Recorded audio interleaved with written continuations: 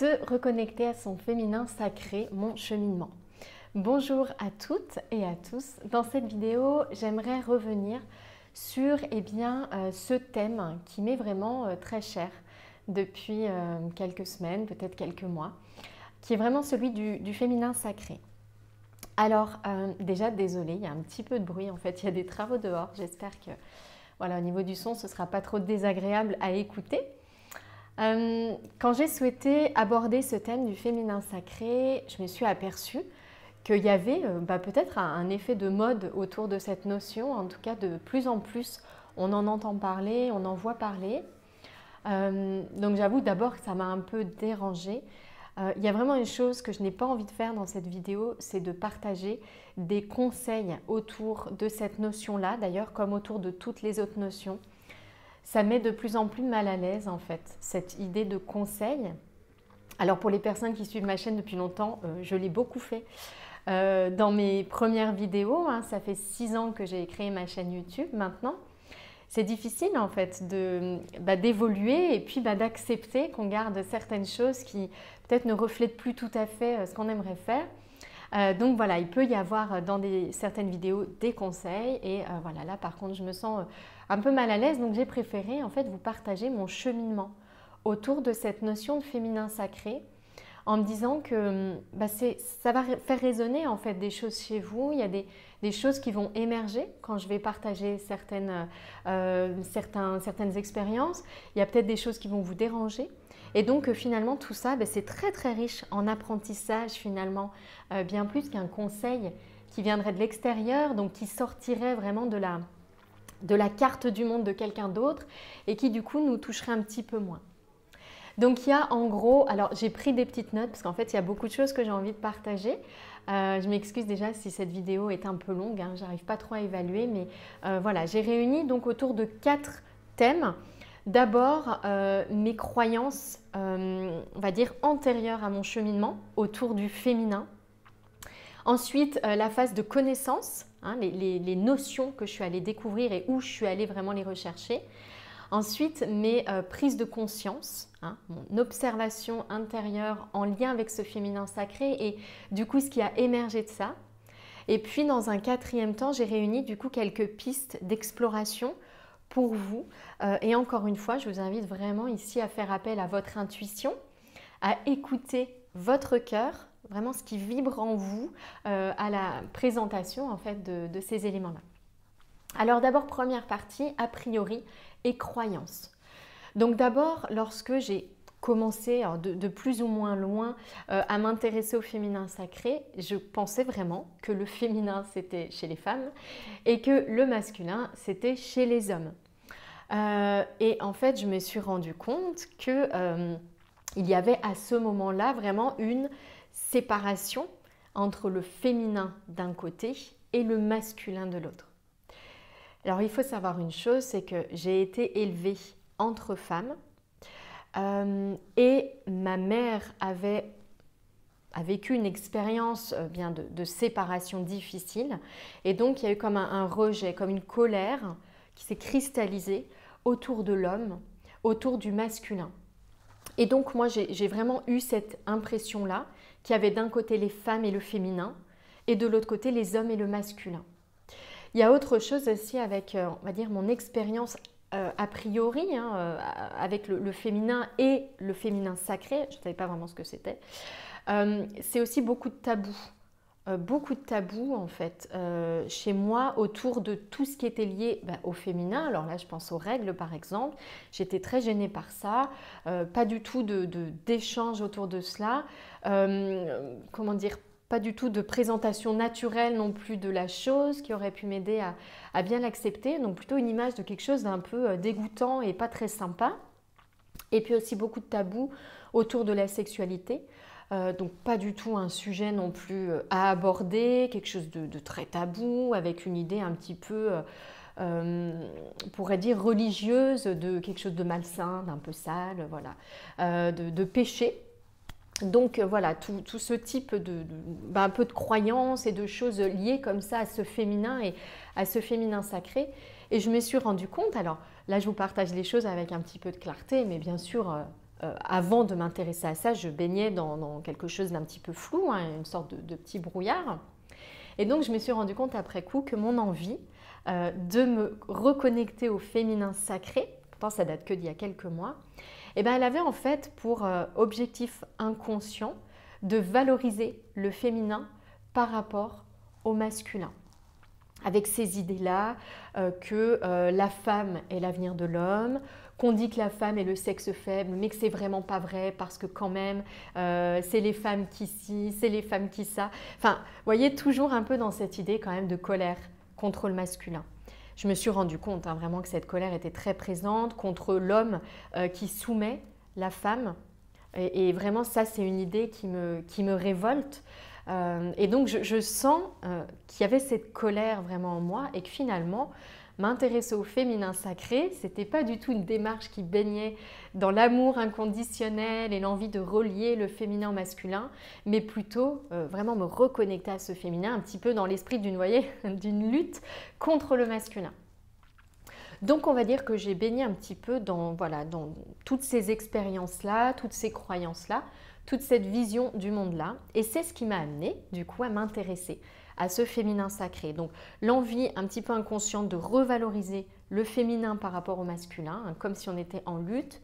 Et puis également cette envie aussi de clarté autour de la sexualité. Alors là, je ne vais pas en parler du tout de sexualité sacrée. Je pense que j'en parlerai plus tard quand ce sera le moment.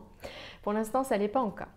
Donc, premier point, ça c'est vraiment les croyances, les a priori. Ensuite, je dirais, il y a une phase pour moi de connaissance. J'ai eu besoin, et là je reconnais ici mon côté très scolaire, besoin d'un cadre. Ça veut dire quoi? Féminin sacré, ça veut dire quoi masculin sacré? Quel qualificatif on va mettre dans l'un, on va mettre dans l'autre? Donc j'ai eu besoin, pour mieux appréhender la question, eh bien de la comprendre mieux. Donc le féminin sacré a des attributs comme la sagesse intérieure, comme la force intérieure, comme l'intuition. Et puis le féminin sacré est aussi plus relié à des plans plus subtils, plus élevés, plus proches du ciel. Le masculin, de son côté, c'est plutôt l'action, le courage, la persévérance, la force extérieure, la protection.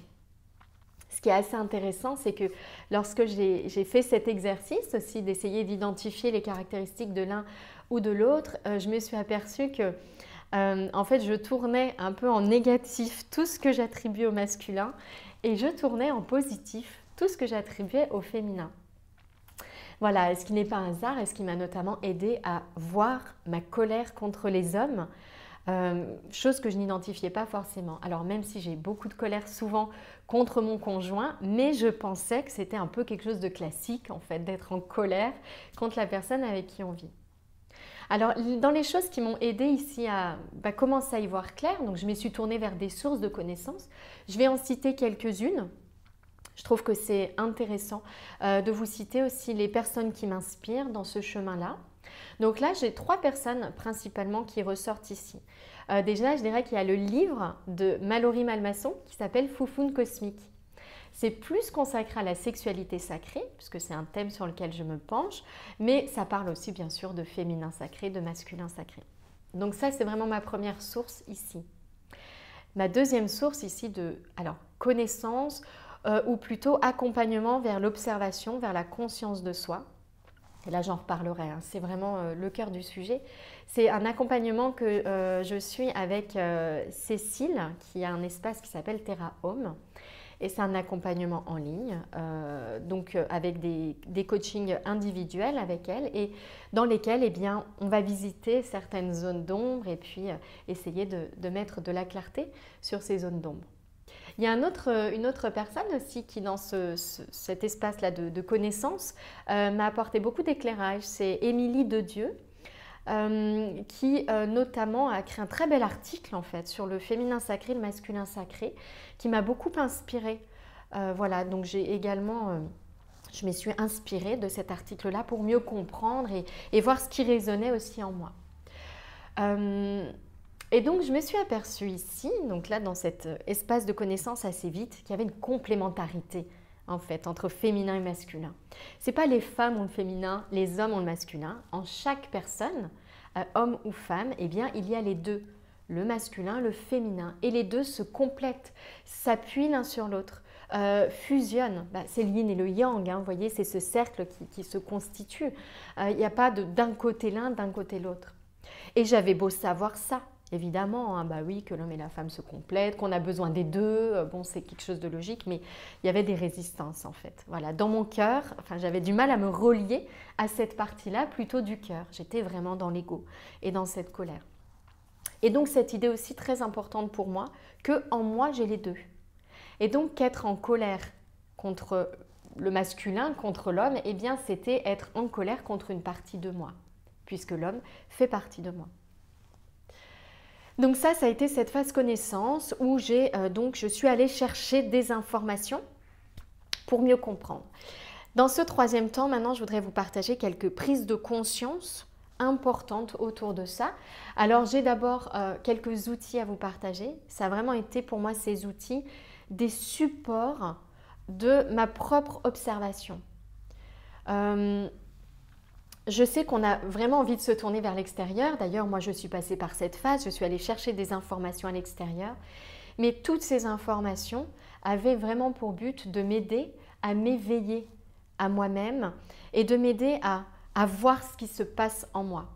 Et notamment, qu'est-ce qui m'empêche quelque part d'être dans l'amour inconditionnel. Les résistances, les freins, les peurs, les colères. Vraiment d'aller observer l'ego, en fait, le personnage qui est en moi.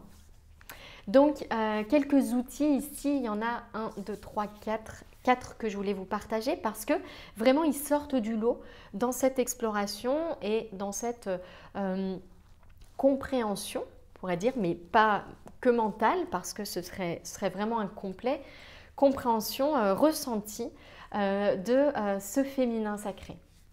Un premier outil dont je me suis aperçue qui résonnait beaucoup, c'est tout ce qui unit vraiment le féminin et le masculin. Alors ça, je l'ai trouvé à 2 endroits dans mon observation. Je l'ai trouvé d'abord dans le chant.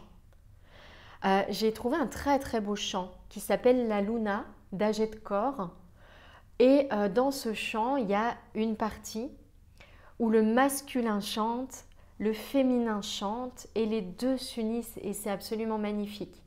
Et là, j'ai senti que vraiment, je vibrais particulièrement avec cette idée. Donc ça m'a vraiment aussi aidé à prendre conscience de ce que en moi, je ne laissais aucune place au masculin. Alors, pas tant que ça parce que j'ai des caractéristiques aussi assez masculines, mais je les reniais, je les attribuais à mon féminin. Et en fait, je gardais en moi cette part de colère. Tant qu'on a cette part de colère contre une partie de soi, eh bien, on n'est pas dans l'amour inconditionnel, on est dans un amour conditionnel, voilà, qui dépend d'eux. Donc ça m'a beaucoup ému et ça a vraiment été pour moi un support de prise de conscience, donc ce chant. Il y a un autre moment aussi où je me suis sentie vraiment réagir très très fortement. C'est dans le livre, cette fois-ci, Foufoune cosmique de Mallory, où à un moment donné, elle écrit en s'adressant au masculin.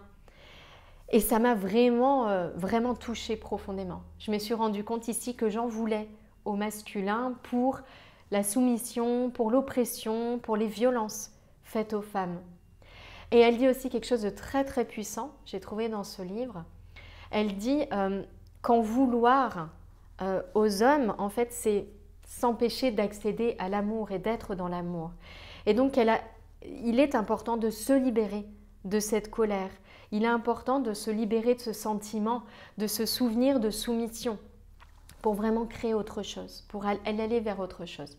Et donc voilà, ces passages où elle s'adresse au masculin pour lui dire ça, et bien j'ai trouvé ça vraiment très très émouvant. Donc là, j'ai senti qu'il y avait vraiment pour moi des supports d'observation. Il y a un autre outil aussi que j'ai utilisé ici avec Cécile, c'est une méditation guidée que j'ai suivie pour aller observer en moi le masculin et le féminin. Et c'est ce que je vous disais tout à l'heure, je me suis rendu compte que ma colère contre l'homme, elle était dirigée contre le masculin en moi. Et donc je ne pouvais pas être en paix avec ça, tant que mon masculin était renié, était rabaissé. Parce que c'était vraiment le cas dans cette méditation guidée, je me suis aperçue que mon féminin vampirisait en fait le masculin. Et que du coup, il n'y avait pas de rapport sain en fait avec le masculin, qui, un peu comme si j'étais dans l'autre extrême, j'avais besoin de le rabaisser, de l'humilier. Et j'en reparlerai après, mais c'était très révélateur aussi de mon rapport aux hommes, ce conflit intérieur. Bien sûr, hein, c'est le reflet de ce qui se passe à l'intérieur, en fait, ce qu'on vit à l'extérieur. Troisième outil très important pour moi, ça a été les archétypes. Vous savez, beaucoup de personnes travaillent sur des archétypes qui sont en gros des petits personnages en lien avec ici le féminin sacré. Et donc les archétypes, on pourrait dire, c'est un peu des mini-moi, des petits personnages qui ne sont pas dans l'amour inconditionnel, donc qui relèvent plutôt de l'ego, hein, qui sont accompagnés de souffrance, de colère, de peur, de tristesse, qui ont des réactions du coup, on pourrait dire un peu bancales. Et je me suis beaucoup aidée ici, alors des archétypes du féminin de Malory, aussi d'oracles, notamment l'oracle d'Émilie de Dieu dont je parlais, qui a écrit ce très bel article. Et cet oracle-là aussi m'aide à prendre conscience de ce besoin d'équilibre. Et puis surtout à faire résonner en moi, faire émerger ce qui résonne en moi plutôt. Et donc à me permettre de mieux écouter mon intuition, de mieux m'observer et donc du coup de mieux me relier à moi. Quand je dis moi, avec un grand M.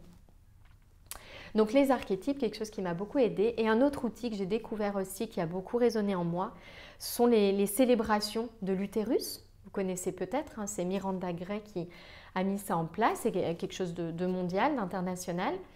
Et ces célébrations de l'utérus m'ont aussi beaucoup parlé. Donc j'ai participé à une de ces célébrations. Et ça m'a fait aussi beaucoup de bien que de me réconcilier avec ça. Et plus en lien aussi avec la sexualité dont je parlerai, je pense, dans une autre vidéo. Mais ça a été un autre outil pour moi, une belle prise de conscience, de très belles images qui m'ont aidé à me relier aussi à ce féminin sacré. Donc voilà pour les quelques outils qui m'ont moi permis de cheminer, hein, et d'observer ce qui se passait à l'intérieur. Et puis j'ai noté du coup ensuite mes 3 plus grandes prises de conscience en lien avec ce féminin sacré et ce masculin sacré, puisqu'en réalité, donc on a les deux en soi. Alors, première prise de conscience qui a été importante pour moi, c'est de réaliser, pour quitter cette colère, hein, ou pour, on va dire plutôt, accueillir cette colère, pour mieux l'accueillir et l'entourer, l'envelopper d'amour. C'est de me dire que finalement, quand le masculin soumet le féminin, et là, je ne peux pas m'empêcher de penser à des images de pornographie, des images de harcèlement, c'est quelque chose qui est douloureux, qui est lourd. Eh bien, je me suis rendu compte que quand ce masculin soumet le féminin, il ne renie pas seulement le féminin sacré, mais il renie avant tout son propre masculin sacré. Vous voyez, c'est ce que je disais tout à l'heure avec mon image à moi. Le fait de soumettre, de ne pas respecter une autre personne, et là à travers ce féminin, eh bien, il ne respecte pas une partie de lui-même. Parce que nous sommes les deux, déjà, et parce qu'il trahit, il passe à côté de son propre masculin sacré, il ne l'a pas reconnu, il n'a pas vu qu'il était lui-même sacré, et qu'il pouvait au contraire, eh bien, aller dans ce rôle de protection, vous voyez, ce masculin sacré, cette force au service de l'intuition, au service de la sensibilité, au service de la sagesse.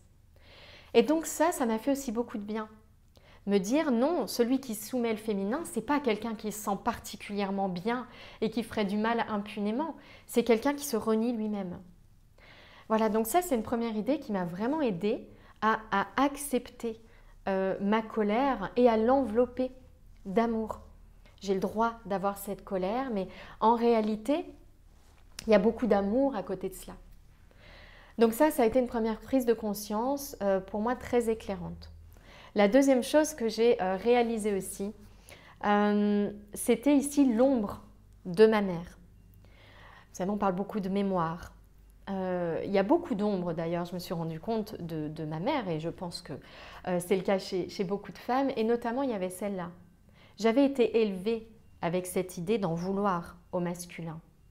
Et au départ, quand je me suis intéressée au féminin sacré, c'était très biaisé. C'était depuis l'espace de mon ego, depuis l'espace de mon personnage que je me suis intéressée au féminin sacré. Ce n'était pas par amour, c'était pour me venger, pour solidifier une résistance, voyez, pour entrer dans la lutte un petit peu, pour marquer l'idée que nous sommes mieux qu'eux. Et d'ailleurs, c'est quelque chose que j'ai encore entendu chez ma mère il y a quelques jours et que du coup aujourd'hui j'arrive à observer. Je le vois chez elle plus facilement, mais ça me renvoie à ce qui se passe en moi. C'est de dire, eh ben, dis donc, on dit que c'est vous le sexe fort. Hein, voilà, sous prétexte, enfin, je veux dire, sous-entendu, plein de colère, quoi, plein de vengeance, plein de rancœur contre la soumission et contre cette distinction sexe fort, sexe faible. Vraiment l'espace, plutôt l'idée de cette fusion, de cet amour, de cette complémentarité.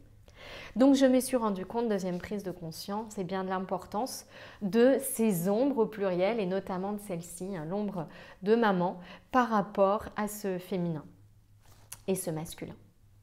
Et puis troisième grosse prise de conscience, et donc tout ça pour moi sont des axes en fait d'exploration, hein, parce que mon exploration ne s'arrête pas à la prise de conscience. Maintenant, c'est de rester dans cet espace de conscience élargie, ou en tout cas observer quand j'en sors et accepter d'en sortir, hein, puisque ça fait aussi partie du jeu, on va dire. C'est vraiment, troisième prise de conscience, celle de mes relations difficiles aux hommes. Je me suis rendu compte, et ça c'est pour moi une observation assez subtile, que en étant séductrice auprès des hommes, j'ai beaucoup de mal à avoir des relations normales avec les hommes sans tomber un peu dans cette séduction. Comme si finalement notre seul lien possible c'était celui-ci. Et du coup, en faisant cela, je me suis rendu compte que je les rabaissais au rang d'objet. Objet au service d'une satisfaction personnelle. Je rentrais dans une relation qui du coup n'était pas saine et je ne leur laissais pas la place pour une relation plus saine, plus franche. Et donc je me suis rendu compte que j'avais beaucoup de mal à créer un lien avec les hommes depuis l'espace du cœur. En réalité, j'étais toujours dans un personnage. Et ça, notamment, les archétypes de Mallory m'ont aidé aussi à réaliser cela et à identifier ces petits personnages-là, toujours un petit peu présents, qui sont des facettes, on pourrait dire, de l'ego, et donc qui nous font prendre conscience de ce qu'on a quitté, l'espace du cœur. Donc voilà les 3 grandes prises de conscience que je voulais vous partager. Et du coup, j'ai noté 4 pistes à vous partager pour, eh bien, si vous le souhaitez, commencer une exploration de ce qui se passe en vous, en lien avec ce féminin sacré.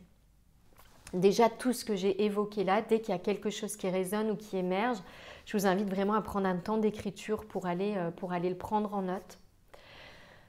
Alors, première chose, c'est des méditations guidées. La méditation, elle a pour grande caractéristique de nous aider à apaiser le mental. Et lorsqu'on apaise le mental, lorsqu'on apaise le flot de tout ce qui se passe dans nos plans, on va dire un peu plus denses, eh bien on peut aller se connecter au plan un peu plus subtil, à l'espace du cœur. Et donc il y a des méditations guidées pour cela. Moi je suis en train d'en écrire une méditation guidée pour se relier à son féminin sacré, donc sous la forme d'un voyage intérieur, pour aller explorer, on pourrait dire, différentes facettes de ce féminin sacré, différentes images évocatrices qui résonnent de ce féminin sacré. Donc ça, pour moi, c'est vraiment la première piste que je vous invite à explorer. La deuxième, c'est également les oracles et les archétypes dont je parlais, qui sont vraiment pour moi des supports d'observation des différentes facettes de nos personnages. Alors, notre personnage avec ses multiples facettes, et vous allez peut-être voir ce qui résonne, ce qui vous dérange, ce qui ne vous plaît pas. Mais vraiment, essayez d'aller voir ce qui se passe en vous, en lien avec ces différents archétypes, en lien avec ces différentes facettes. Troisième piste qui peut-être résonnera en vous, c'est l'idée vraiment de vous pencher sur des ouvrages connectés pour aller cultiver les graines de ce qui vous inspire, de ce qui vous fait vibrer et surtout apaiser le flot. C'est vrai que je parle souvent de cultiver. Mais en réalité, je suis convaincue qu'on a déjà en soi tout ce qu'il faut et que c'est plutôt peut-être apaiser le flot de ce qui prend beaucoup de place, qui est une bonne voie pour se reconnecter justement à tout ce qui est déjà là et notamment à ce féminin sacré qui est là et qui est bien présent. Et puis la quatrième piste, et ça j'ai envie de dire que c'est une piste universelle. Dans ce cheminement, c'est vraiment l'observation. Observer ce qui se passe en soi. Moi j'ai vraiment une routine d'observation. Alors j'ai la chance de pouvoir y consacrer du temps parce que pour moi c'est très important et puis je suis aussi très scolaire donc j'aime que les choses soient bien faites. Et donc j'ai vraiment plusieurs heures par jour, peut-être 2, peut-être 3 heures pour observer ce qui se passe en moi. Alors il y a certes la méditation, moi j'aime l'écriture intuitive, l'écriture analytique. Essayez d'aller juste observer mes pensées, observer mes ressentis. Voyez, observer tout ce qui se passe et je crois que c'est très important pour développer aussi cette conscience de soi et pour aller se connecter à d'autres parties de l'être, à d'autres dimensions, que d'apaiser ce flot-là. Et pour moi, le poser par écrit, le reconnaître, accepter sa présence, lui dire « je te vois », c'est vraiment une voie très efficace pour bien se relier à tous ces espaces sacrés et cet espace sacré, à son âme, à son cœur, à son intuition, à tout ce qui est là bien présent. Voilà ce que je voulais vous partager en lien avec ce féminin sacré et vraiment mon cheminement autour de cette notion. Donc je me rends compte que la vidéo est un petit peu longue, mais j'espère qu'elle vous sera vraiment utile parce que je pense que ça peut résonner en vous, que ça va faire émerger des choses. Et donc prenez le temps vraiment de noter tout ce qui émerge. Je vais vous proposer en lien donc une méditation guidée pour justement se relier à ce féminin sacré si c'est quelque chose qui vous parle. N'hésitez pas à me laisser un petit commentaire si vous avez un retour à faire. Sachez que je ne réponds pas à tout le monde, mais en tout cas je lis tous vos commentaires et c'est très important aussi de voir que ça résonne en vous, que ça fait émerger de choses. Voilà, je vous souhaite une très très belle journée et surtout une très très belle exploration.